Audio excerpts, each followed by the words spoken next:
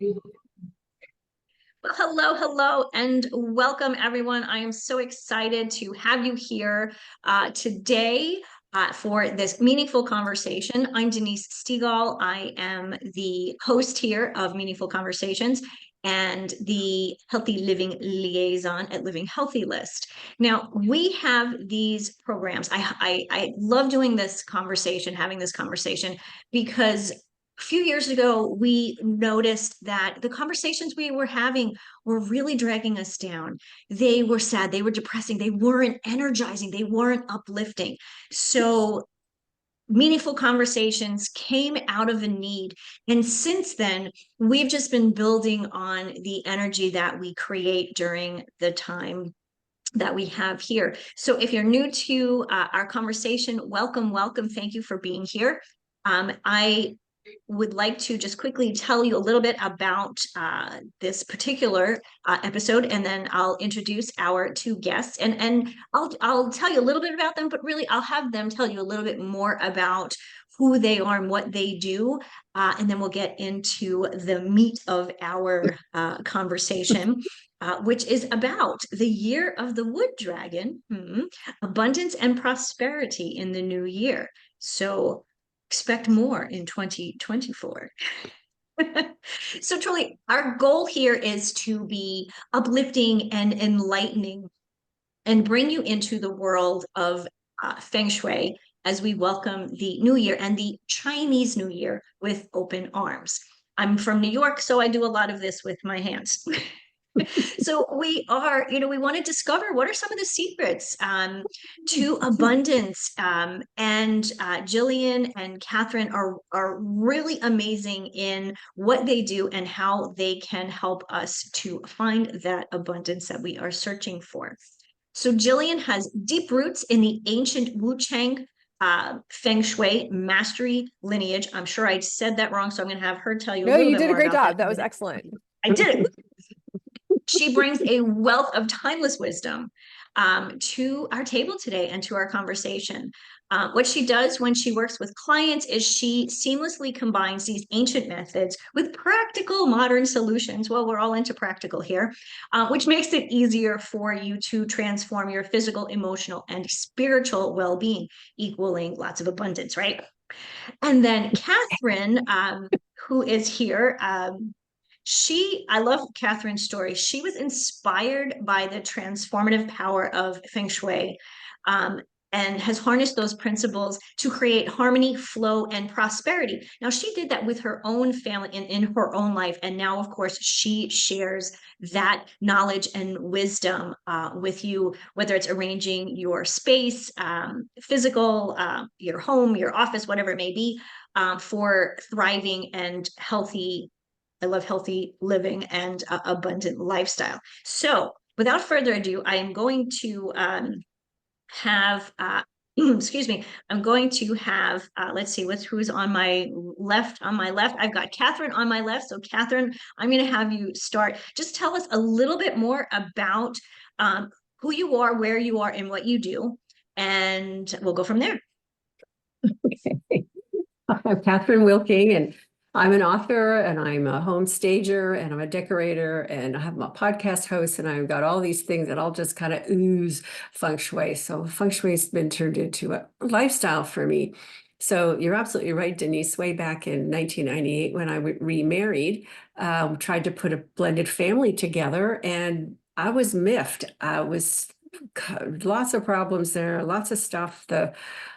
My husband's first wife had died, and so all this stuff came into our house together. So I was actually living with another woman's stuff, her concert piano and memorabilia from all around the world and stuff. And why my husband wanted to hang on to all this was to have memories for his son.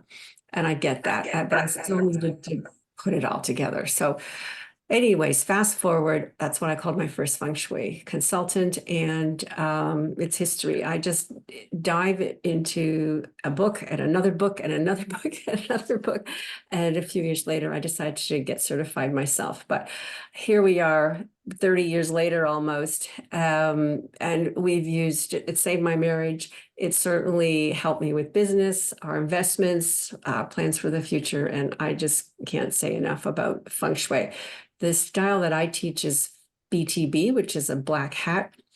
And it's an amalgamation of many of the different ancient things. Jillian will tell you a bit about that. There's also a compass school, a classical Feng Shui school. There's one that uses really interesting numbers and all kinds of stuff like this. But I chose to use BTB. It seems to be an amalgamation, as I said, for our more normal day, modern day society. And it's focusing on tangibles in the house, things that we can take charge with, things that we can move, we can remove, and surround ourselves with the things that we love and that are going to support us. And that's what I'm teaching today. So glad to be here. Thanks, Denise. Absolutely. Thank you. I think it's interesting that for so many people, Feng Shui is a new thing, yet this is something that you've brought into your world 30 years ago. So it's very, really exciting to hear. So thank you for Yeah, that it's not ancient. information. It actually it never goes out of style. It just keeps morphing and morphing and morphing. And I all love the it. principles and the theories are all applicable. You might have to figure it out a little bit, but it's all there. It's And exciting. luckily, we have people like you and Jillian to help us through. So, Jillian, if you would tell us a little bit about who you are, where you are, and your concept of Feng Shui and how um, it works in your world. Sure. Hi, my name is Jillian, Rothschild Scholar. I'm the owner and master practitioner at Feng Shui in Motion. I'm based in Phoenix, Arizona. Essentially, I help people who are feeling like something is a little off in their life and they're trying to figure out what's going on so they can get some clarity and confidently move forward. I help people with usually really big things. Most of my clients have challenges around health, wealth, and relationships. Those are the main big challenges that I help people with. And my focus is in classical Feng Shui. So like Kathryn, I actually started my exposure to Feng Shui with some books, and I actually had my first teacher who was, well, she still is, practicing BTB. And I'm hungry for knowledge. And so in my books and all the things that I was looking at, I discovered that there was another perspective in classical Feng Shui. And that was really where my heart was. I was eager for ancient practices and the wisdom that came from years of application and the theories and the formulas and the things that really work in ancient times through today to modern life. And so that's really what the application that I use from a Feng Shui perspective. I also practice flying star Feng Shui and some divination systems with I Ching and Qi Dun Jia. I also read Chinese astrology. So in my practice, I'm taking all these different resources and different tools and putting them together to make a customized experience for my clients, because everybody's experience in their space is different. What they need is different. And so I call it like a couture. It's like a couture kind of experience with Feng Shui. That's what I do. Great. Love it. I love it. Actually, as you were talking, I was kind of wondering like how, because everybody is so different. Everyone's needs are so different. So how do you kind of pick and choose? I mean, does it just as you're talking to somebody, do you just kind of know what makes sense for a person, or is it a little more trial and error? In my practice, I request that all my clients have a discovery session with me so that we can talk about what's going on, what they've tried, what works, what doesn't work.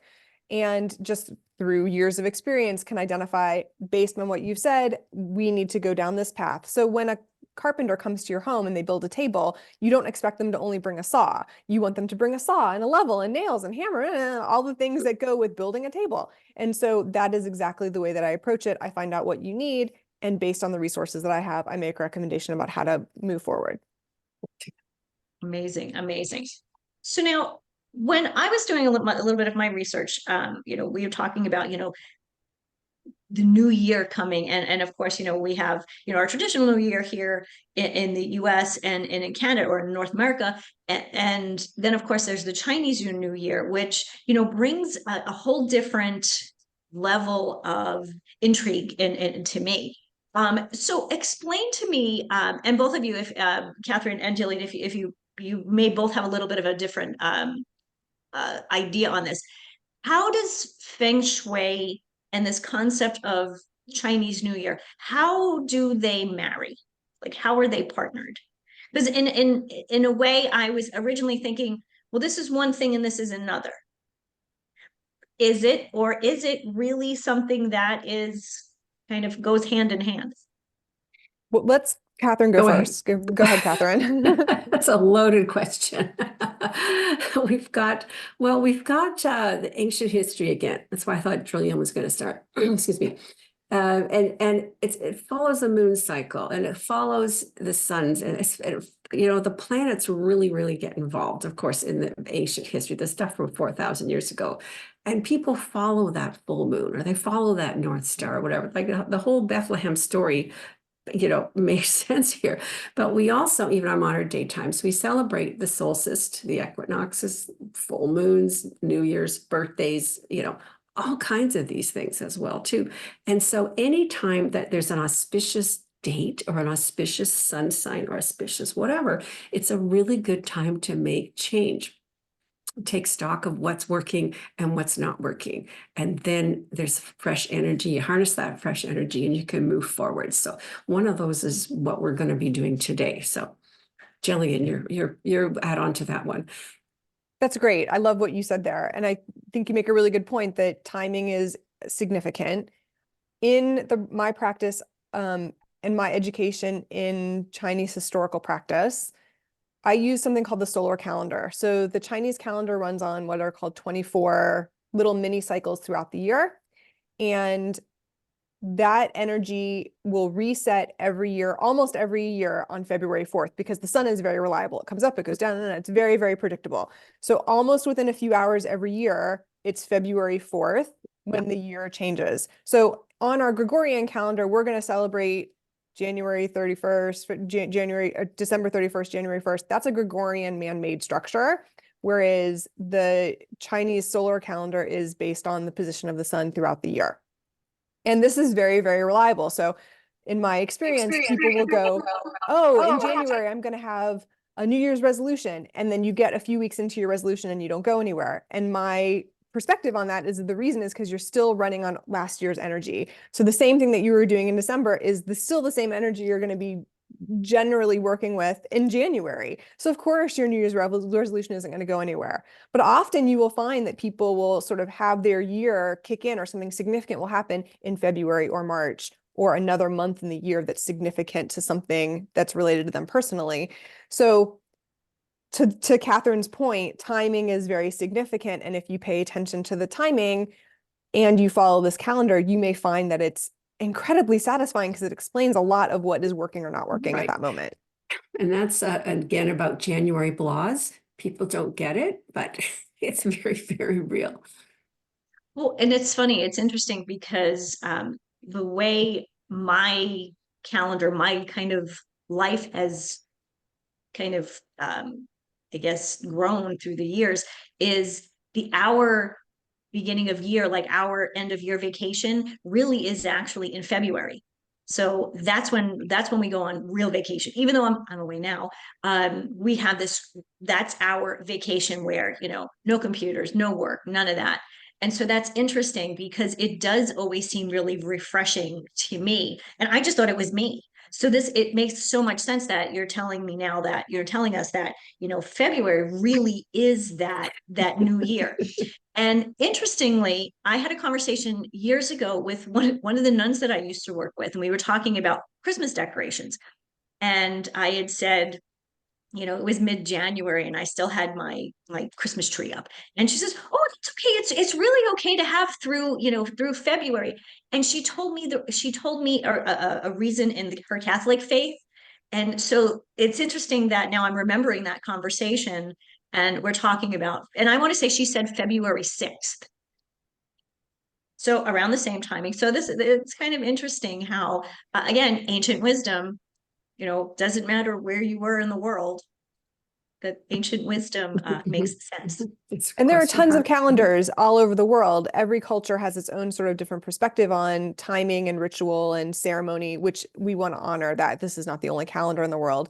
Indeed, there's even a lunar calendar in Chinese culture. So you will see that Chinese New Year can vacillate day to day, year to year. Sometimes it's in January, sometimes it's later in February. Every year it's a little bit different because the lunar cycle calculates a little bit differently, whereas the solar calendar is very steady and very specific. So You may see that there are celebrations happening at different times, and that's okay. It's just a different calendar. Interesting. Interesting. Okay. So this is a piece that I don't necessarily understand personally. So I'm excited to hear about the year of the dragon, in particular, the wood dragon. What does the dragon symbolize? And why wood dragon? Why is that a unique attribute? Kathryn, do you want to start? Because you can go ahead with your perspective first. Okay. So you've got 5 elements: the wood, the fire, earth, metal, water, right? And then there's 12 animals. So that's what happens is they rotate just that little bit every single time. And so the idea is after 60 years, whoever's been walking the planet for 60 years has experienced the energy of each element in combination with each of the animals. And that's a very, very auspicious. And so you can figure out how that shifts. And just a sidebar here, I tell many of my clients when they're hitting that 59, 60 years old, they should be celebrating that they have lived through every single combination that there is of the elements and the animals. And so because I'm past that age now, we are looked upon as the wise old women, right? Or the wise old owls in the woods, and should be respected and treated as it is, rather than a lot of North American standards are, put them out to pasture. We don't need them anymore. But I always like to put that little jog in. So that's how you got the combination of the wood and the dragon. The thing is, think about dragon energy, it's in your face, it's hot, it's an animal, so it's fire, fire, fire. I mean, there's a lot of stuff going to happen this next year.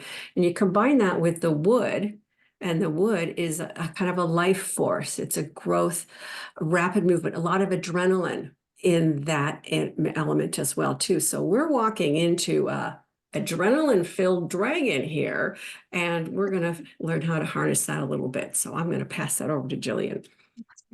That was an excellent explanation. So just to sort of recap, so there's something called the sexagenary cycle. There are 5 elements, and we have something called yin and yang polarity. So each of the 5 elements have a yin aspect and a yang aspect. That gives us 10 times the 12 animals, gets us 60 combinations, and they rotate in a very particular, predictable pattern. So we're leaving the year of the yin water rabbit, and we're going into the year of the yang wood dragon. Yang animals, signs go with yang elements. Yin animal signs go with yin elements. So there's going to switch every year. And this year we're going into the yang wood dragon. One thing that's super interesting about the dragon, if you look at all the 12 animals, quote unquote, the animals are earthbound: tigers, dogs, monkeys, pigs, snakes. The dragon is the only one that is not an animal. It's actually a mythical creature. So it has an extra realm that it exists in that is separate from all the other animals, which makes it extremely powerful and often highly desirable. And this is the kind of year that can bring big change.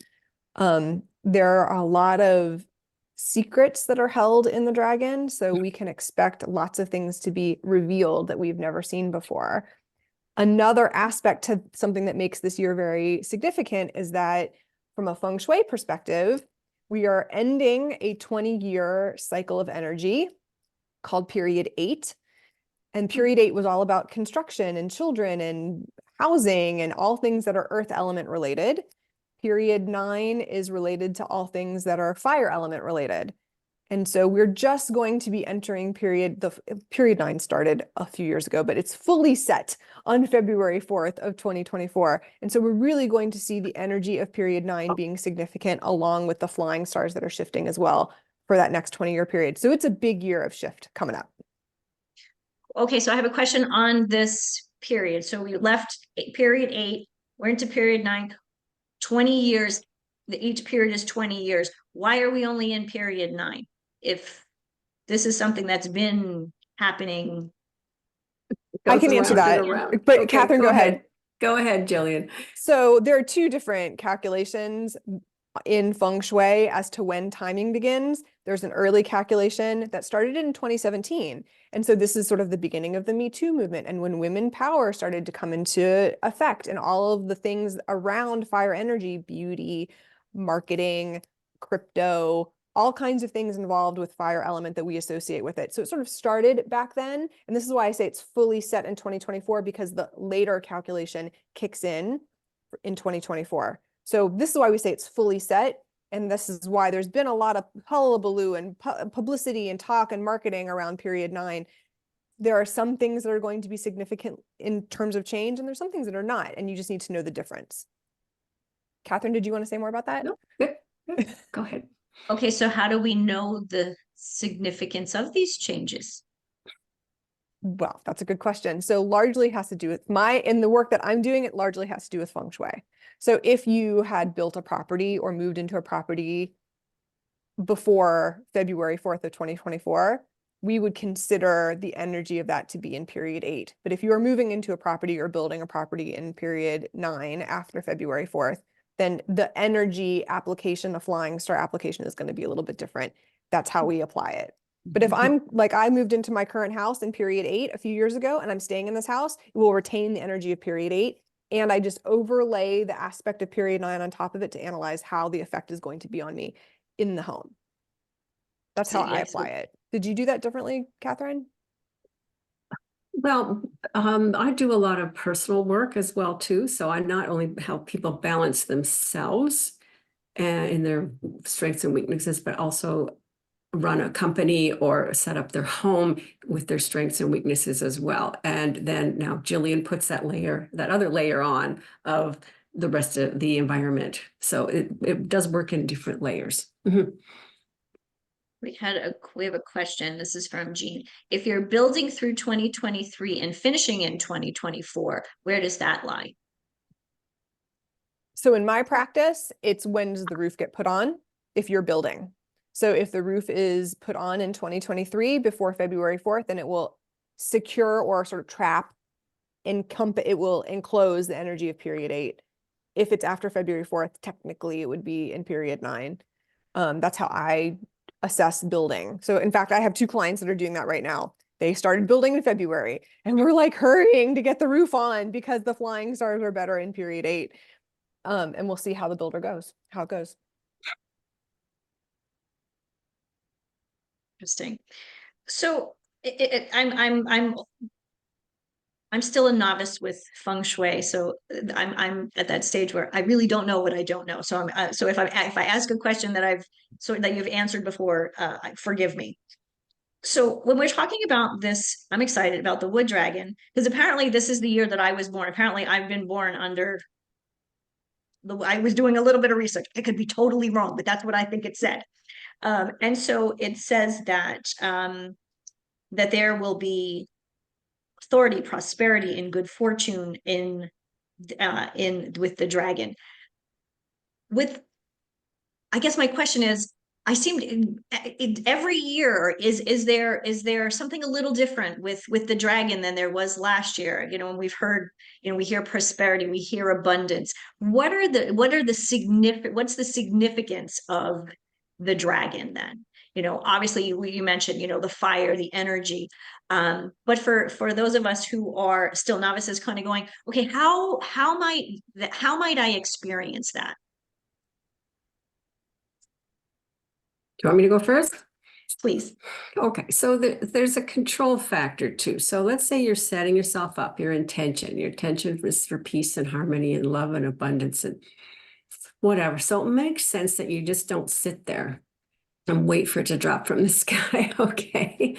So one of the things that we do, and BTB here, is people, why do we clean and clear for the new year? Well, if the intention is to make things better, it just makes sense. So we're beginning this new chapter, and not only is it set up for abundance and fire and jump in, and there's lots of room for everybody, we should embrace that new energy in our lives, because many of our homes are just stuffed with stuff. Like seriously, the Amazon boxes are piling up, the recycling at the back door. the clothes closet hasn't been cleaned out for a while, and just goes on and on. The kids are growing and they have to move their stuff through. And so it's no wonder that people don't know how to deal with these things. And what I tell people is just, you know what? No judgment or anything, just bless the mess, bless the mess. You brought everything into the house yourself, right? And now it's time to deal with it. So if you really want to make change, you have to change something. You have to change your routine.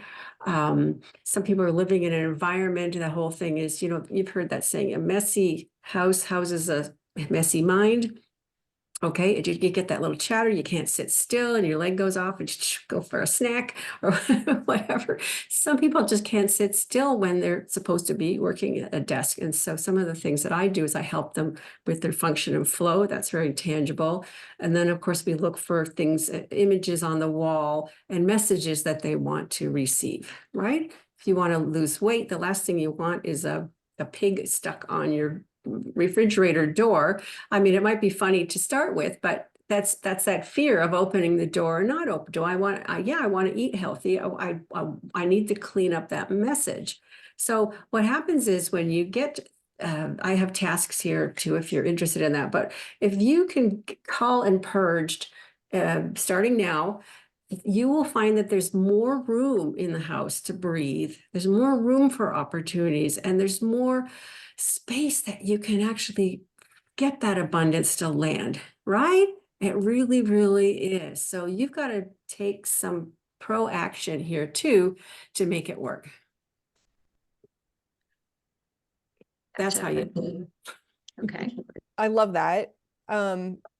What I love about what you just said, Kathryn, is that I completely agree that Feng Shui favors action. You cannot just arrange your home and sit there and expect for money to fall from the sky. That's not how it works. You actually have to do something in order to create what you're intending to get in your life. From my perspective, what does the dragon mean? There are two aspects to it. One is from a Feng Shui perspective, and one from a Bazi, which is Chinese astrology perspective.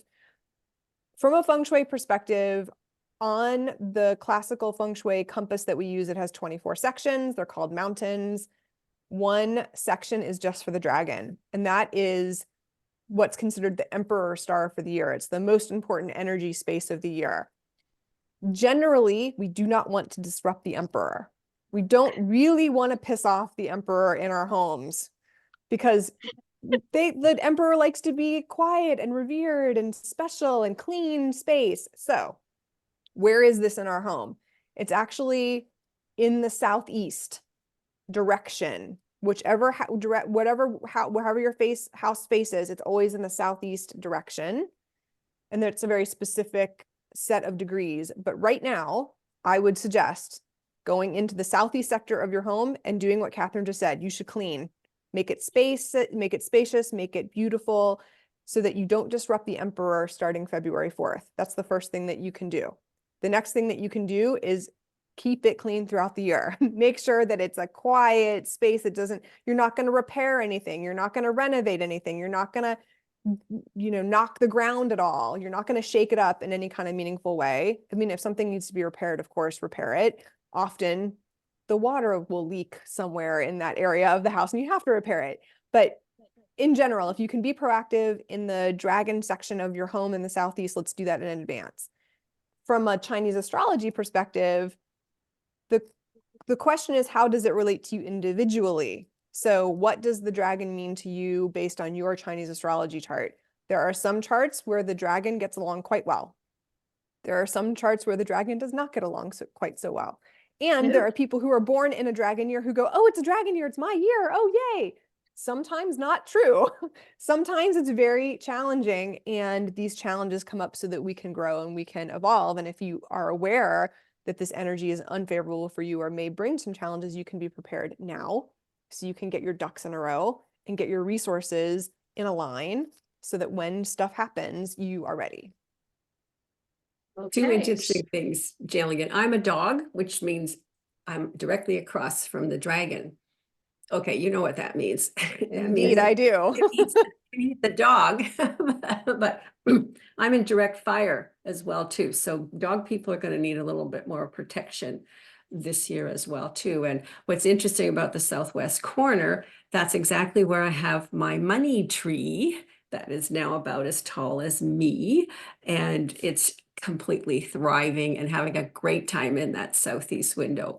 And I've got some little clear Christmas lights in that area of the living room, and they're on year round.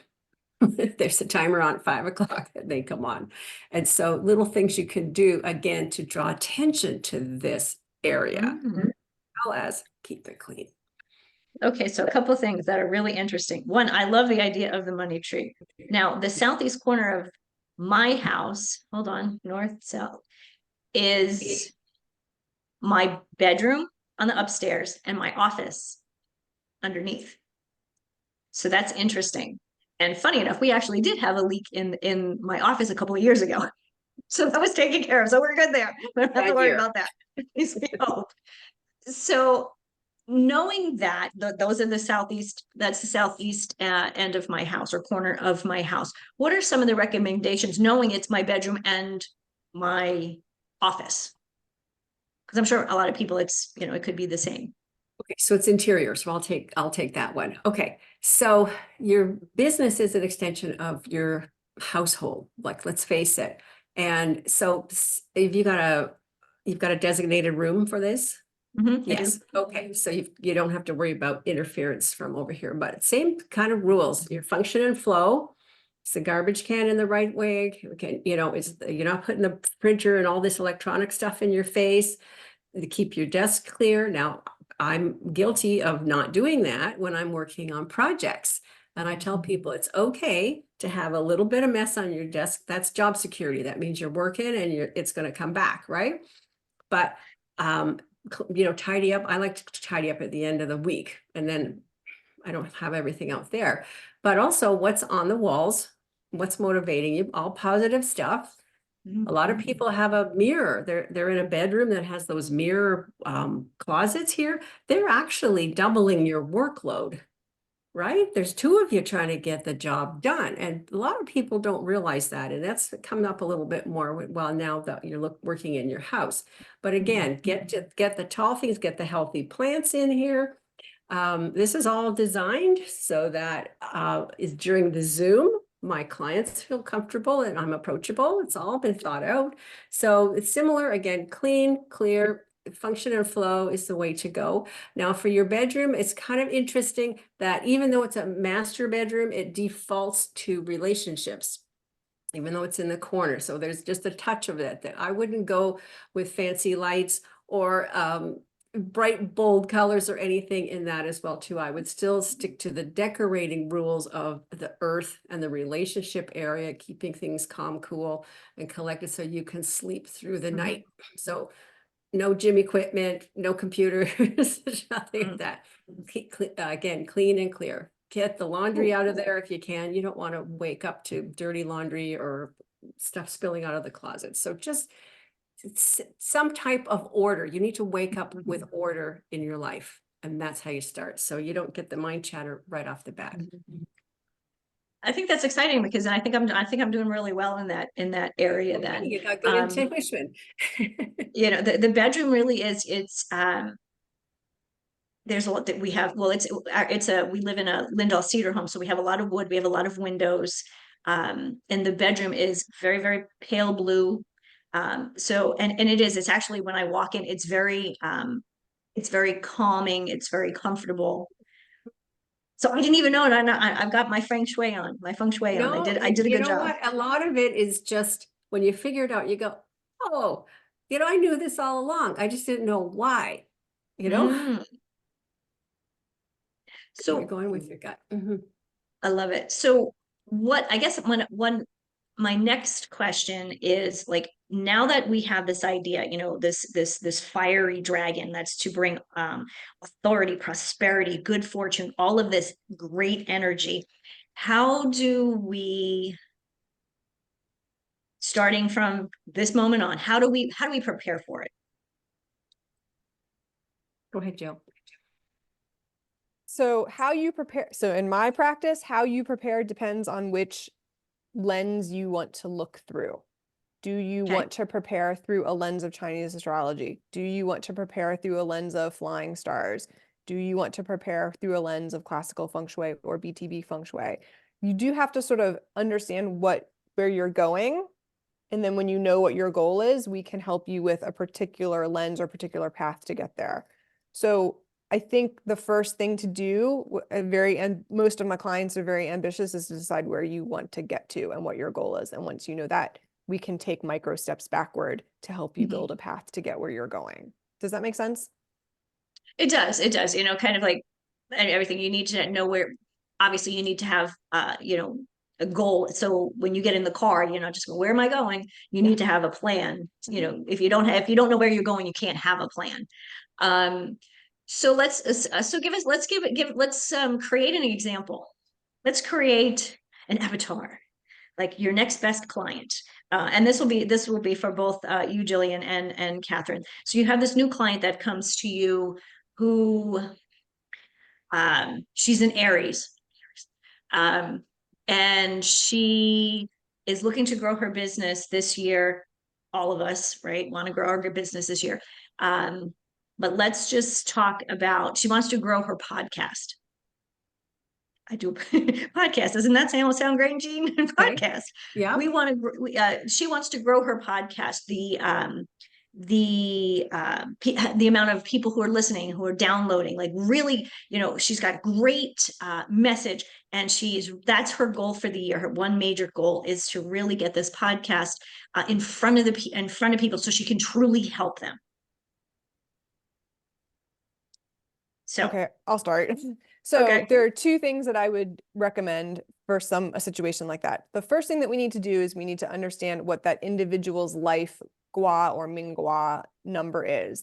And the way that we calculate that is based on when someone is born. This is a separate system than Chinese astrology. So essentially the mingua system calculates based on whether your gender at birth was male or female and the year that you were born, and it assigns you a number 1 through 9, omitting number 5, because 5 doesn't, it's 1 through 4, and then 6 through 9. Once we know what your Mingua or your life star number is, then from there we can identify which specific area of your home is going to be most beneficial. For everybody, regardless of your Mingua, sometimes avoiding negative energy is just as helpful as anything else. And the most negative energy this year is going to be in the West. So this is related to the flying star system. The annual flying star number 5 is in the West this year, and the flying star number 5 is considered a misfortune star. We don't like the misfortune star. We want to keep that area of our home as quiet as possible. And this is all parts of the West. So if your home is facing east, which means it's sitting west, that means that the annual 5 stars at the back of your house. If your front door is facing west, then it's at your front door. If you have a kitchen that's in the west sector of your home, then that's also another concern, because we don't want to be activating and sort of disturbing the annual 5 star, which may mean something a little inconvenient, like using a different door of your house or cooking in a different area of your house. Every home is going to be a little bit different. If in fact you have no other choice because that's the door you have, like maybe you're in an apartment and you've only got one door, it happens.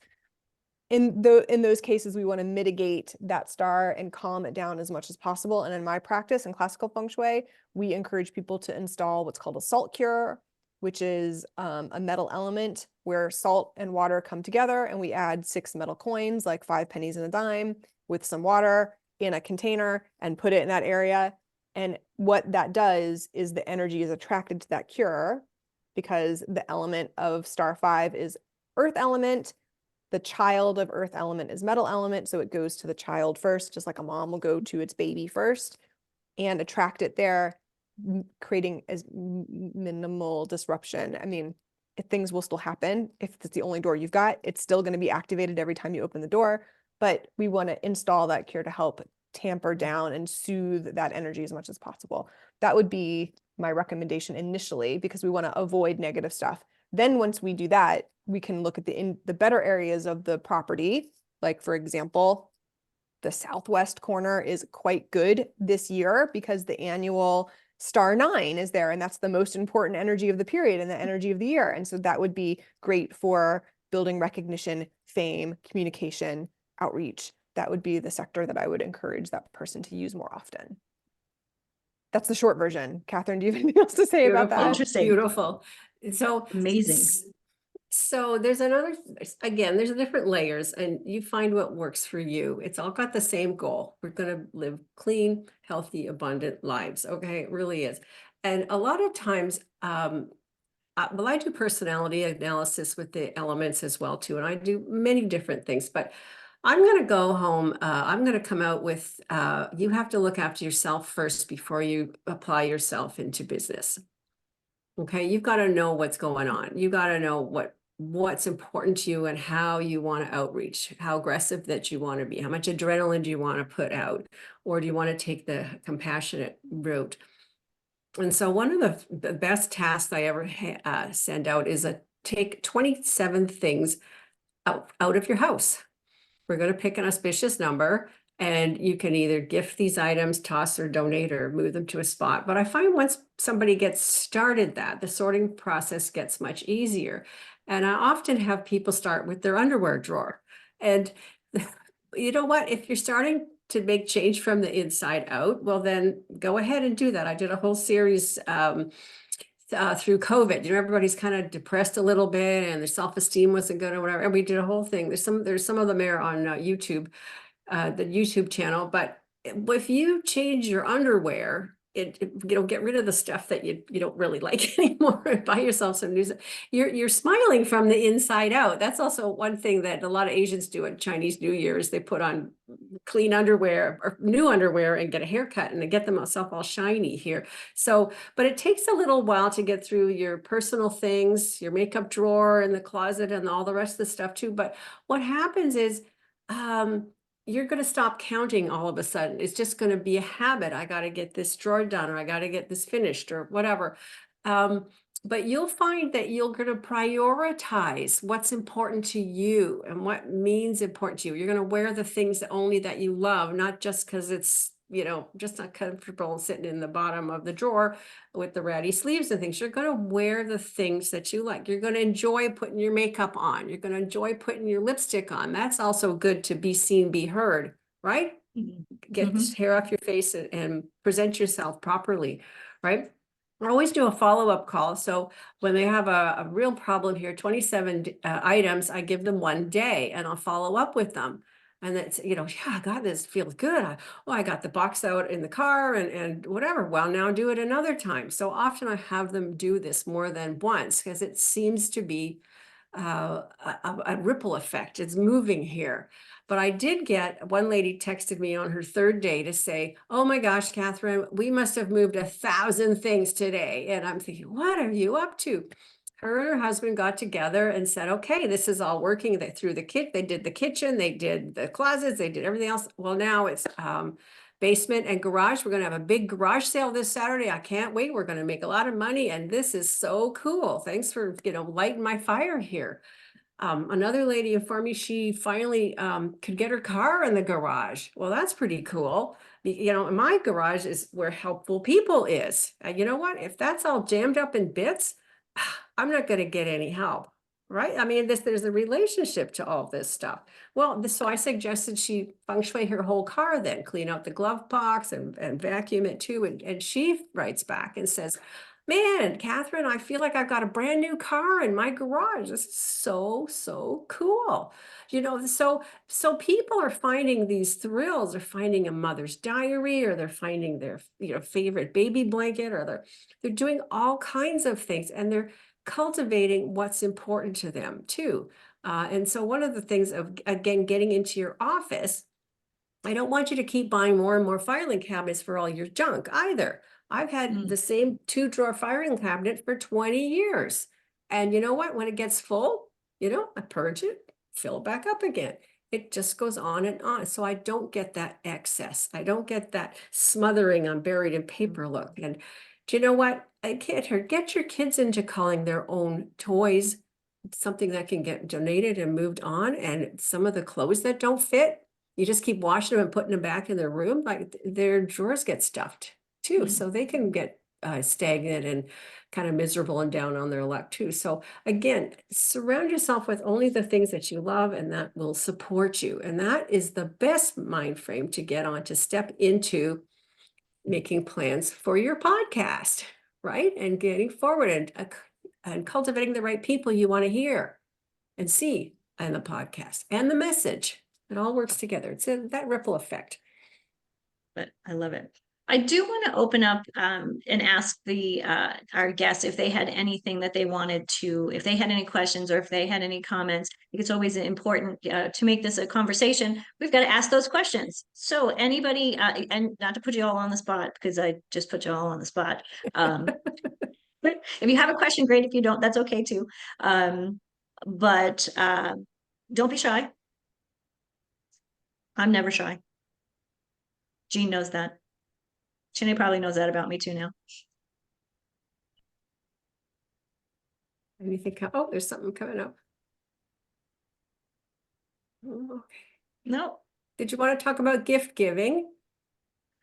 Oh, that sounds like a great thing to talk about this time of year, now doesn't it? As Thanks, someone who's Kathryn. seen amazing feats of clutter, often accumulated by gifts, guilt, hanging on to things too long, as well as if you're planning a gift for someone, choose items that are rather safe. In a sense, you do not want to contribute to other people's clutter. Okay, just because they collect cats doesn't mean they need another one. Just because they like purple, they don't want everything purple. You can initiate these changes with your own family when planning your holiday gatherings. If you feel, I got some ideas here. If you need to bring something for a secret Santa or a hostess or something, flowers are always a good choice. Candles, tea lights, things you can burn, a fire log, chocolates of any kind, right? Baked goods, appetizers, home-baked cookies, and things. In fact, I buy tea towels. I buy stacks of tea towels. And when I bring something to somebody, whether a casserole or a bottle of wine or whatever it is, I wrap it in a tea towel. And that everybody can use a clean tea towel, right? I mean, come on. So it can be very seasonal or very personal message. You might even want to bring something like a quiche or some sweet buns for the breakfast the next day because they're worn out from entertaining. So it's easy to get the clutter and it's harder to gift it away. But you know what? If it's not working, it's not working. You really do, always receive a gift with gracious tone, but it's okay to pass that along. And I want you to just embrace that. In fact, I had a mandate almost 20 years ago that I said to my parents and my kids, because they were all working and wanted to buy all kinds of stuff here. Whoever that would listen is to please only gift me the things I can eat, I can burn, I can plant, or I can read. Okay, that's 4 things that they got to work with, not the don't get me this. But, fresh flowers are fine, I says, but nothing to dust and nothing for me to feed, please. And thank you very much. And, for the most part, they respect that, but I do get some of the kitsch and the funny stuff and haha. And, eventually they end up in the Goodwill box as well, too. But I'm passing it on. I'm passing the fortune along. But really, gift giving, it shouldn't be pressure, but think of being safe. You're not accumulating, you're not contributing to their clutter. There's no guilt.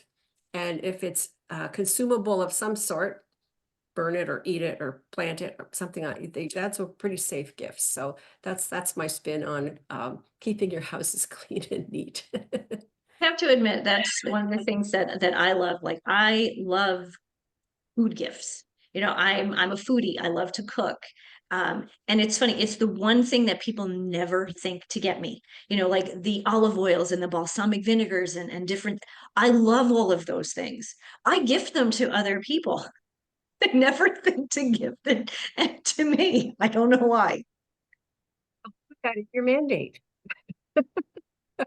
I like that. I like that you said that. These are the things that, I really appreciate this way, because every year somebody says, well, what do you want for Christmas? What can I get you for Christmas or for the holidays? What do you want? Like, Another I board mean, it's game? at some point in life, right? You kind of already, you don't really need anything, but it's always, these are some of the things that I would still enjoy.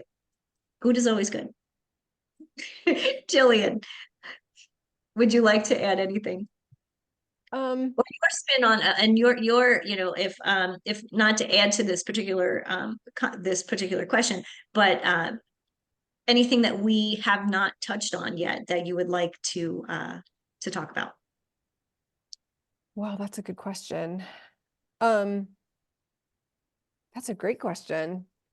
I mean, I could talk for hours about feng shui.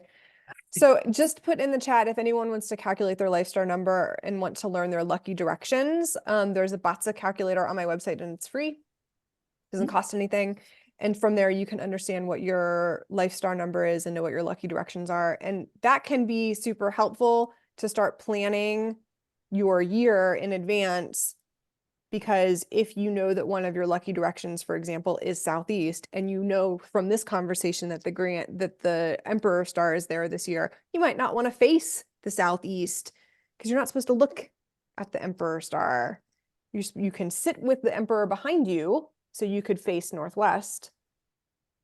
So I think using your lucky directions is super helpful. And as it relates to gift giving, I'm with you. I'm a foodie.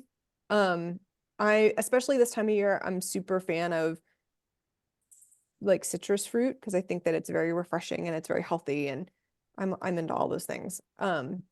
I also think that there's something to be said for making donations for causes for people in lieu of gifts.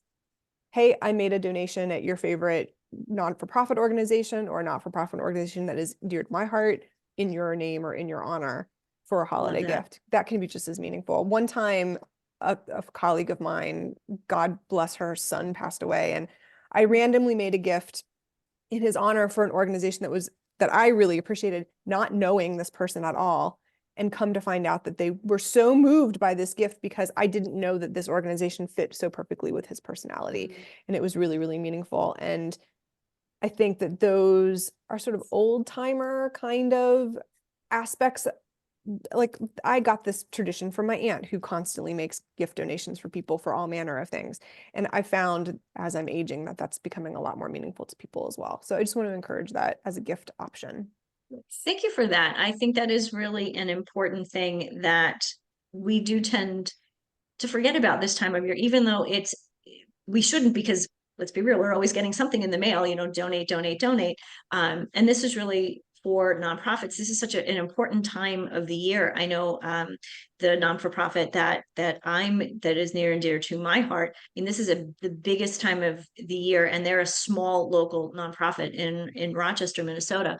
And so they really appreciate, $30 is, helps someone, to stay at Gift of Life Transplant House. And it's amazing how that generosity, just that thought process helps. It really just transcends and helps so many more people. So I appreciate that. I'm in a little giving circle. My husband and I, well, I'm a little bit less involved this year, but my husband's really involved in a giving circle.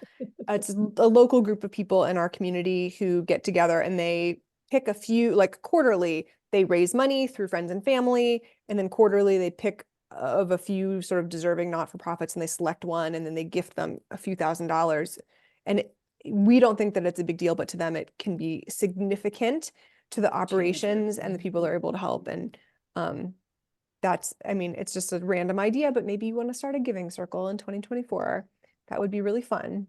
I love it. And this, what I love about these conversations is you never really know, all of the beautiful nuggets that you're going to get from it. And so, Kathryn and Jillian, thank you so much for that, your thoughts on gift giving. I think it's amazing. In the last few minutes that we have, I'd like for you to share, Kathryn, I know you have something coming up. Events, yeah. An event coming up. I'd like for you to quickly tell us about it and where people can find that information. Also your book. And then Jillian, after Kathryn, if you would please do the same. Super, super. I do have a new book out this year. Here it's called The Feng Shui Advantage. Is this backwards or not here? No, But it's again, right. there's your fire, right? right on the Yeah. book. Everybody has to have, they told me every Feng Shui book had to have red. And I went, I don't want a red book. They're all red, the rebel in me here. There's your red.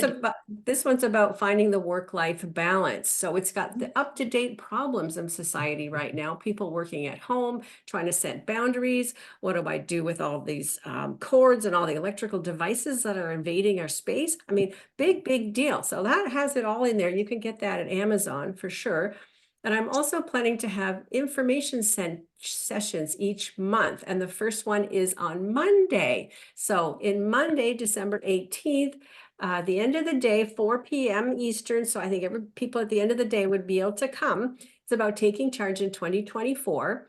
And the topic of this particular one is 3 ways to support your business with Feng Shui in the new year. So if you want to see me again next week, that would be great. Denise will put the link to the shows. You can also find me.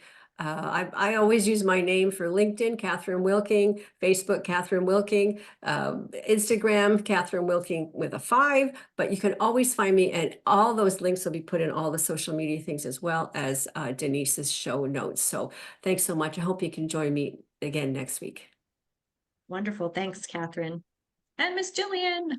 Congratulations, Kathryn, on your new book. That's so exciting. Thank you. Yay. I'm Thank you, all thank for you. when people author a book and share information about Feng Shui, because there's a lot of misinformation out there, and Kathryn is the real deal. So that's an excellent Thank you. resource. Thank you. Oh, that's fantastic. So from my perspective, one thing that I offer each year is a personalized calendar. And this is an amazing time to get this calendar because I'm building them for 2024. So a personalized calendar helps you know the right timing to undertake important things going on in your life. So if you have goals that you want to achieve or things that you want to make happen, choosing the right timing can make the results more favorable, the outcome be more favorable, increase your success, just be more satisfying all over.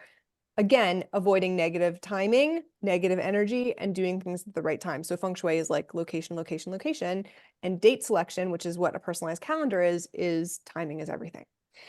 So the way that I do this is I take someone's individual Chinese astrology birth date information and I calculate through the Chinese calendar the right days and times to do the most important things: wealth development, wealth actions, health endeavors, relationship building, fame related things like social media, promotion, and days that are special where the energy of that day specifically helps you individually. So now is the time to get that calendar, because if you want the whole 12 months, the sooner you order your calendar, the better, so that you can have all of the time. And then from that, you can take strategic action. So those of us that are ambitious, that have businesses, we can do the right thing at the right time and strategically plan our year moving forward. When should I have an event? When should I begin promotion? When should I go on vacation? When should I travel? Knowing the right time to do those things can make the outcome significantly better, because selecting a bad date can make things go really poorly. So we recommend this aspect of date selection. I can put the link in the chat for anybody who's interested. And then I also always recommend people signing up for my newsletter to find out when I'll be doing any speaking. I will be doing a presentation on Chinese astrology for period 9. So that's going to be coming up, and I'll be announcing that in my newsletter soon. Okay. Wonderful. Okay, so again, all of this information will be in the show notes. I'm really excited about the calendar. I know it's been on Jillian's website, calendar coming. So I'm excited. It's open. The orders are open, so anybody can All right, place it's an order open. now. So Okay. very exciting. Kathryn, Jillian, thank you so much for taking the time to explain more to us what Feng Shui is and how that works with the energy and the excitement of the wood dragon in the Chinese New Year, and really how they really do marry, and how that can help us. The understanding can help us or lead us to abundance and all of the wonderful things that we're looking for in 2024. You've given us some amazing tips, some strategies, and some tools that we can use. And I certainly encourage everyone to definitely check out Kathryn's book, attend her program that she's going to be doing every month. Get onto Jillian's website and get your calendar follow Jillian, get her newsletter. And truly, these are things that can only help us continue to grow in personally, professionally, and sometimes just being connected to like-minded people can only elevate us. And so thank you again, Jillian and Kathryn. Thank you for those of you who are here live, and to those of you who are listening to the replay. If you have any questions, please make sure that you check out the show notes. All of the information and connections, contact information will be there. Thank you again, everyone. Have a wonderful, wonderful holiday season. Happy New Year. And we'll see you again in 2024. Happy Thank you. holidays. Bye for now. Ciao. Thanks, Denise. Thank you. Thank Have a good you. day. Bye-bye.